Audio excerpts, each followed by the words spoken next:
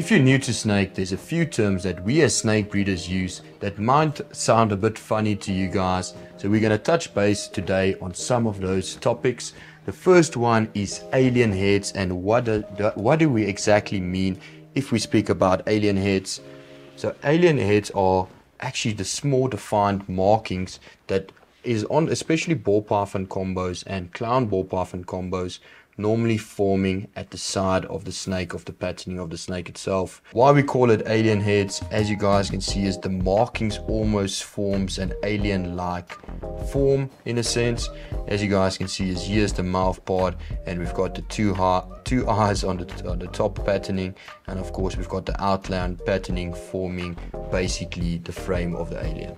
Another aspect or another term that we like to use in the ball python industry is teardrops, and another great example on this animal, as you guys can see, is the teardrops that we speak about running from the side of the snake. And why we call it teardrops, it just looks like a watermark on the snake itself. So that's how we actually classify some of the markings on the snakes, by calling it alien heads or teardrops. So you might have heard we use the term dorsal striping, and basically what we're referring to if we speak about dorsal stripes is basically the lines running through the pattern of the snake itself. Here we've got an orange dream, leopard, black pastel, spot nose, head for clown, and normally leopard and black pastel, when combined with each other, they'd like to make a dorsal striping and also a very rich black color, and that's why we sometimes also refer to them as dorsal striped. When we use the term the snake is in the blue, we actually mean that the snake is opaque and is busy going through a shed cycle, and they actually get the eye colors start to become, like I said, opaque and gets a bluish tint to them.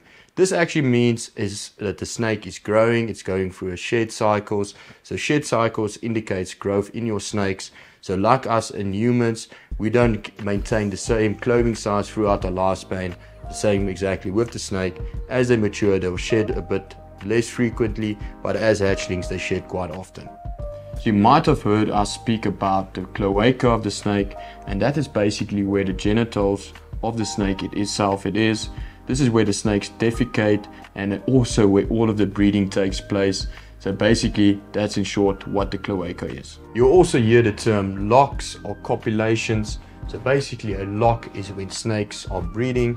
So here we've got an awesome pair of ball pythons busy breeding at the time, and you guys will see at the tails they're actually intertwined with each other, and that's basically what a lock is. You might have also heard us speak about they glow before they go, and basically what we refer to is when the female goes through a hormonal phase where the female literally changes a lot in color wise, and they get a lighter color overall. And this is normally when a female nears her time of ovulation and where she's going to lay a clutch of eggs.